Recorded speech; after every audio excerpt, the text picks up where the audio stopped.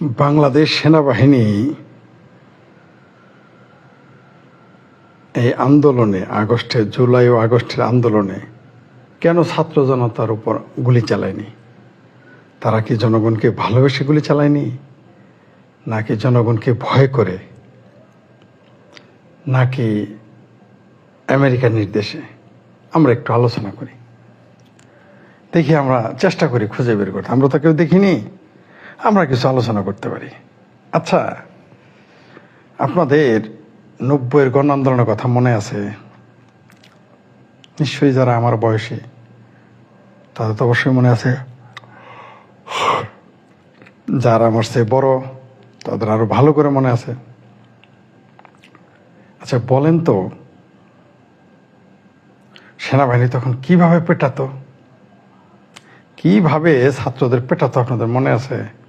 যদিও তারা ঢাকা বিশ্ববিদ্যালয়ে ঢুকতে পারতো না, কিন্তু সারা বাংলাদেশে সেনাবাহিনী কিরকম পেটাইতো আর কেমন গুলি করত আমি নিজের চোখে দেখেছি। সরিষাবাড়িতে লোকসের তারা বাউসি ব্রিজ, আমাদের এলাকার নাম বাউসি ব্রিজ, সেখান থেকে সেনাবাহিনী হাঁটা শুরু করতো। হাঁটতে হাঁটতে তারা চলে যেত বর্তমান সরিষাবাড়ি তালুকদার বাড়ি, লম্বা হয়ে চলে যেত ওই লাইন, কয়েক কিলোমিটার লম্বা কিন্তু ওই লাইন। আমাদের বাড়ির সামনে আমি সেনাবাহিনীকে গুলি করতে দেখেছি। তখন ছাত্রলীগ ছাত্রদল মিলে আন্দোলন করে এরশাদ পতনের, আমি নিজের চোখে দেখেছি। তখন আমাদের এলাকায় জামালপুর জেলায় শিবির টিবির এগুলোর ছিল না অস্তিত্ব, নামমাত্র অস্তিত্ব ছিল। হাতে গোনা কয়েকজন, হাত দিয়ে গোনা যাইতো জামাত শিবির। তাই ছাত্রলীগ আর ছাত্রদল পাতাই দিত না কেউ। কি ছাত্রলীগ কি ছাত্রদল, জামাত শিবিরে 5 পয়সা দাম দিত না, ঠিক আছে? এমনকি মৌলবীরাও এদের পাতা দিত না জামাত শিবিরদের। এখন বিএনপির কাঁধে ভর করে কিছু বাড়ছে। যাই হোক, সেটা অন্য বিষয়। যে বলছিলাম, সেনাবাহিনী তখন গুলি করতো, মফস্বলে গুলি করতো। আমার স্পষ্ট মনে আছে, ছাত্ররা ঢিল দিত।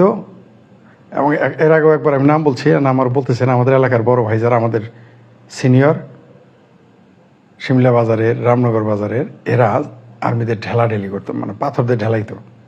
আমার স্পষ্ট মনে আছে, আমরা পাথর নিয়ে দিতাম। আমরা বড় ভাইদের পাথর নিয়ে দিতাম। আমরাও 2-1টা যে ঢেল দিতাম না তা না, আমরাও পাথর নিয়ে দিতাম বড় ভাইদের যে ঢেলান। কারণ তখন জোশ বুঝি না তো এগুলো আর কি, তারা গুলি করতো আর্মিরা। তো সে আর্মি মফস্বলে গিয়ে গুলি করতো, আর ঢাকা শহরের সেনাবাহিনী গুলি করলো না। কারণটা কি? আবার আইয়ুব বাচ্চুর গান গেল সেনাপ্রধান। কোন সেনাপ্রধান?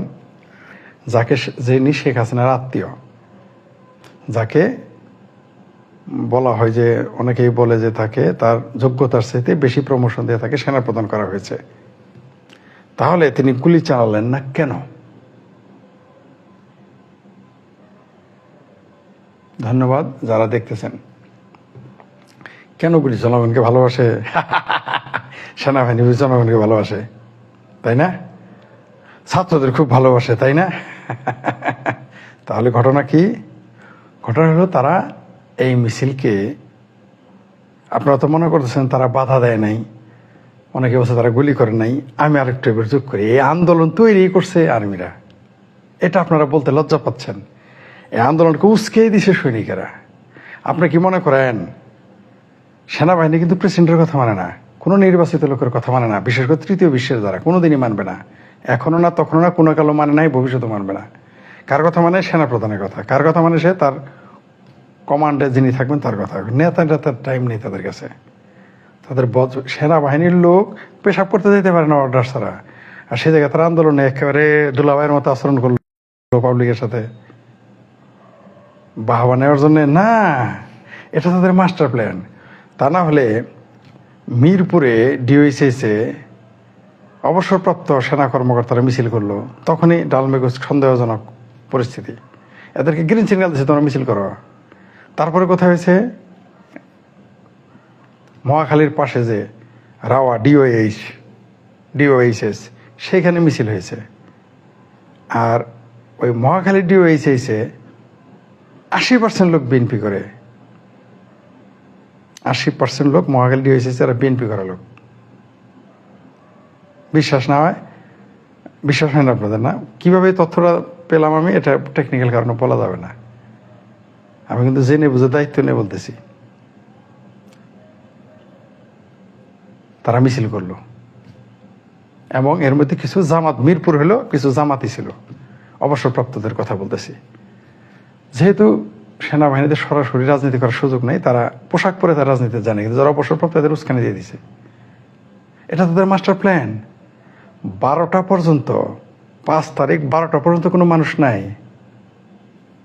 কারণ আমার লোক ছিল সেখানে, আমার কাছে তথ্য দিত, আমি বিভিন্ন এলাকা থেকে আমাকে তথ্য দিত, আমি তারা বলতাম এই অবস্থা কি, বলে কই ভাই লোক নাই তো।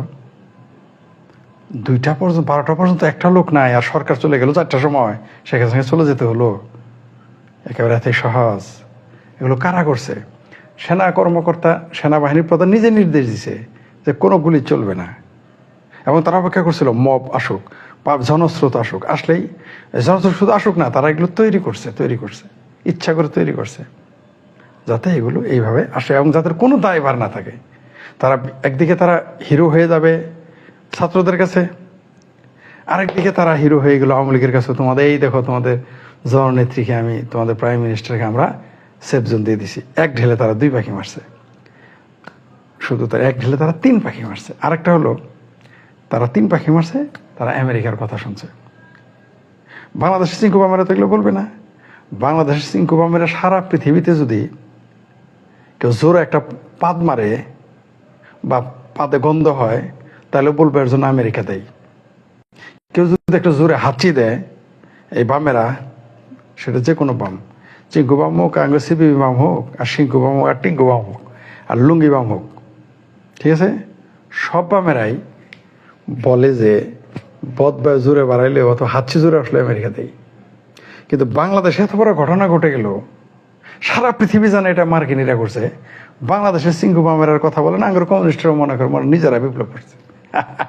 পৃথিবীতে আমেরিকা খুব সস্তা দরে, খুবই সস্তায় এবং খুবই সহজে যে সরকারটার তক্তা পাল্টে দিল, সেটা হচ্ছে শেখ হাসিনার সরকার।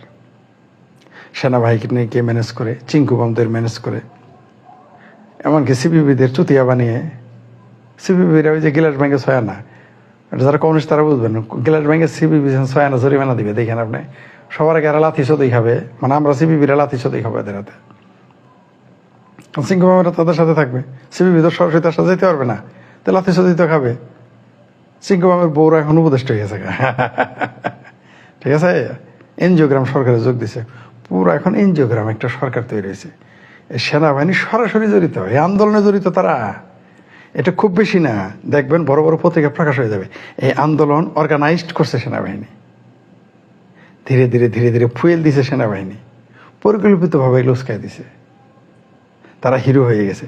আমেরিকার কাছেও হিরো থাকলো, কোনো ঝামেলা নেই, রক্তপাতহীন, মানে তাদের গায়ে হাতে রক্তের দাগ লাগে নাই। ভিলেন বানাইলো পুলিশের, পরিকল্পনা দেখছেন, পুলিশকে ভিলেন বানাই দিছে। পুলিশের উপরে মুক্তিযুদ্ধ বিরোধীরা সে 71 সাল থেকে অত্যাচারটা পুলিশের উপরেই। জামাতিদের একটা মাস্টার প্ল্যান, কারণ এরা জঙ্গিবাদী রাজনীতি করে। আমেরিকা এবং কানাডা ইসলামী তথাকথিত, না হলে এরা হলো কি আর ইসলাম মওদুদি শিবির, এই শিবিরদের নিষিদ্ধ সংগঠন করছিল, সংগঠন হিসেবে স্বীকৃতি দিয়েছিল কানাডা এবং আমেরিকা এই শিবিরকে। কিন্তু ওই যে মৌলবাদ আর পুঁজিবাদ ভাই ভাই, তাদের একসাথে করে আর আওয়ামী লীগ হলো পেটি বুঝবা, তারা উচ্ছেদ করছে, কারণ তাদের সুযোগ ছিল না। আওয়ামী লীগকে মৌলবাদী শক্তি ছাড়া এই ঝুঁকি নেওয়া সুযোগ ছিল না তাদের, কারণ মৌলবাদীরা এরকম ঝুঁকি নেয়। কোনো পুঁজিবাদী দল এরকম ঝুঁকি নেবে না যে ইচ্ছা করে জান্ডা এরকম বুকে দেবে। এদের সাকার এই জামাতিরা এদের শিখেছে যে আওয়ামী লীগের সরকার হটাইতে যদি গুলি খাও চেল চালায় বেচতে যাওয়া, এটাই জামাতিদের মগজে ঢুকাই দিছিল, শিবিরদের মগজে ঢুকাই দিছিল যে পুলিশের গুলি খায় মরলে আওয়ামী লীগ সরকার, এটা হিন্দুর সরকার, এটা ভারতের সরকার, এটা ইহুদির সরকার, এর হাতে গুলি খায় মরলে চেল চালায় বেচতে যাওয়ার জন্য সামনে খারাইছে এবং মারা গেছে। এমনকি যারা মারছে তারাও যায় দেখেন শিবির। নেক্সট তাদের পরিকল্পনা ছিল যে থানায় হামলা করবে, এটা তো এখন স্পষ্ট। প্রথমে তারা আইনশৃঙ্খলা বাহিনীর আইনশৃঙ্খলার অবনতি ঘটাই দিবে, এটা তাদের মাস্টার প্ল্যান। থানায় হামলা হবে, এত কিছু হবে, বাংলাদেশে এত বড় একটা ঘটনা ঘটবে, এনএসআই জানবে না। এটা হয়? এনএসআই এসআই জানবে না এটা হয়, ডিজিএফআই জানবে না এটা হয়, এত বড় সরকার পড়ে যাবে কোনো অ্যানালিস্ট এটা বললো না, কোনো কলামে কোনোদিন লেখা হয় নাই যে এই মাসে এটা সম্ভাবনা আছে, বলে নাই। শুধু রাশিয়া বলছিল যে নির্বাচনের পরে 6 মাস পরে একটা ছাত্র আন্দোলন ঘটাবে, আরব স্প্রিংয়ের মতো এই দেশটা থেকে হাসিনা সরকারকে উচ্ছেদ করার চেষ্টা করবে। এটা রাশিয়া ছাড়া পৃথিবীর কেউ বলে নাই। আমিও পরিচয় নিউজ বিশ্বাস করি নাই, কিন্তু সেটা সত্য হয়েছে। আসলে এই আন্দোলনের সাথে সরাসরি সেনাবাহিনী জড়িত। সেনাবাহিনী কোনোদিনই আওয়ামী লীগের বন্ধু ছিল না, ভবিষ্যতে হবে না। ইভেন সেনাবাহিনী কোনোদিন বিএনপিরও বন্ধু না। যদিও সেনা ছাউনি থেকে বিএনপির জন্ম। তৃতীয় বিশ্বের সেনাবাহিনী কোনোদিন কারো বন্ধু হয় না, কোনো রাজনৈতিক দলের বন্ধু হয় না, হতে পারে না। আর এরা খুব সৎ লোক, তাই না? এরা কেমনে টাকা মারে একটু খোঁজ নিয়েন, এরা কেমনে ঘুষ খায় একটু খোঁজ নিয়েন আপনারা। বাংলাদেশের বিজ্ঞান ও প্রযুক্তির যে ফান্ড, বিজ্ঞান ও প্রযুক্তির যে বাজেট, এর অর্ধেকের বেশি চলে যায় সেনাবাহিনীর কাছে। এগুলো কেমনে খায়? আর সেনাবাহিনী কিন্তু ঘুষ খায় না। এরা ভিতরেই যা খায়, বাইরে আসলে কি করবে একবার আইনা দেখেন। এরা ভিতরেই ঘুষ খায়, আর যদি বাইরে আসে তাহলে তো কথাই নেই, কদিন থাকতে দেন। যাই হোক, আমেরিকার নির্দেশ, এটা আমেরিকা দ্বারা প্রযোজিত পরিচালিত, আমেরিকা প্রযোজিত পরিচালিত। এর সাথে যুক্ত হয়েছে বিভিন্ন দল, আরও কয়েকটা দেশ বাংলাদেশের সেনাবাহিনীর মাধ্যমে শেখ হাসিনাকে উচ্ছেদ করছে। তারা খুব, তবে সেনাবাহিনী যে চালাকিটা করছে, শেখ হাসিনাকে তারা যেতে দিয়েছে, তবে এটা সহজে যেতে দেয়নি। এর আগেও বলছি আমি, তারা বহুবার চিন্তা করছে শেখ হাসিনাকে তারা মেরে ফেলবে বা মেরে ফেলতে দিবে নাকি দিবে না, এই ডিসিশন তারা আসতে পারেনি। এটা নিয়ে তারা যারা এর সাথে জড়িত, তারা এই আন্দোলনের যে সেনাবাহিনীর যে অংশ, এরা সিদ্ধান্ত আসতে পারেনি। তার জন্য শেখ হাসিনাকে তাড়াতাড়ি যেতে দিয়েছে। আর আপনারা মনে করছেন যে আমরা সব তথ্য জেনে গেছি, অপেক্ষা করেন। এই আমেরিকা, রাশিয়া বা অন্যান্য দেশ আমাদের সব গোপন তথ্য ফাঁস করে দেবে একসময়। কি আসলে ঘটছে বিহাইন্ড দ্য স্ক্রিন, এটা তো বেরোবে। পৃথিবীর বিবিসি বলেন, ডয়েচে ভেলে বলেন, তারপর আপনার যে কোনোটাই বলেন, উইকিলিক্স বলেন, একটা না একটা তথ্য ফাঁস হয়ে যাবে বাংলাদেশে। তখন দুধ কা দুধ, পানি কা পানি হয়ে যাবে। শেখ হাসিনা কিন্তু আগেই বলে দিয়েছে, সাদা চামড়ার একটি দেশ, সেন্ট মার্টিন, জামুক চাই, তমুক চাই, এগুলো বলে দিছে। তখনই পরিষ্কার হয়ে গেছে। আর মার্কিন স্বার্থ বাস্তবায়ন করতে মার্কিনরা যা করার তা করবেই, এটাই স্বাভাবিক। সেনাবাহিনীকে তারা ম্যানেজ করে ফেলছে। সারা পৃথিবীতে যত নির্বাচিত হোক আর অনির্বাচিত হোক, যে কোনো সরকার উল্টায়, তাই আমেরিকা দেয়। এটা বামেরা আমাদের শিখেছে, চিঙ্কু মিঙ্কু শিঙ্কু ডিঙ্কু মিঙ্কু, এটা সব শিখাইতো। কিন্তু বাংলাদেশের বেলা এটা নিজেরা ভুলে গেছে। কারণ নিজেরাই তো জড়িত, নিজেরা এখন মার্কিন দাস হয়ে গেছে। সারা জীবন বলে আসলো যে এই সিংহ আমার ফরাদ মাজার সবচেয়ে বেশি কলাম লেগেছে মার্কিনীদের বিরুদ্ধে, এখন মার্কিনীর দালালি করে। হ্যাঁ, কমিউনিস্ট পার্টির রবিবার গিয়ে জড়িত, আমার কমিউনিস্ট পার্টি, সাদের কমিউনিস্ট পার্টি আন্দোলনের সাথে জড়িত হয়েছে। নিজেরা মনে করছে এই রয়ে গেলাম। বুঝতেছে না এখন কেমন লাগে? যাই হোক, এই আন্দোলনে সেনাবাহিনী গুলি এই জন্য করে নাই যে জনগণকে ভালোবাসে, ছাত্রকে ভালোবাসে, তা না। তারা চাচ্ছিল এটা হোক, এটা ঘটুক। তারা ভিলেন হবে না, ভিলেন বানাবে পুলিশকে, ভিলেন বানাবে আওয়ামী লীগকে। তারা হিরো হয়ে থাকবে ছাত্রদের কাছে, দেশে এবং আমেরিকার কাছে বা আন্তর্জাতিক আইনের কাছে হিরো হয়ে থাকবে। তারা ওই কাজটাই করে ফেলেছে। এটা তাদের পরিকল্পিত, প্রযোজিত, এগুলো সব আগেই পরিকল্পনা করা। শেখ হাসিনার কিছুই করার ছিল না। আমরা যারা বলতেছেন কেন পালাই গেল, এটা অন্য সময় বলবো কেন পালাই গেছে, বলবো পালাই গেছে না পাঠাই দিয়েছে, এগুলো নিয়ে আলাদা আলোচনা করবো। যদিও বিচ্ছিন্নভাবে কিছু বলেছি, শুধু এটুকু নিয়ে আবার বলবো কেন তিনি পালিয়ে গেলেন বা তাকে পাঠিয়ে দেওয়া হলো, এটা আলোচনা করবো পরে।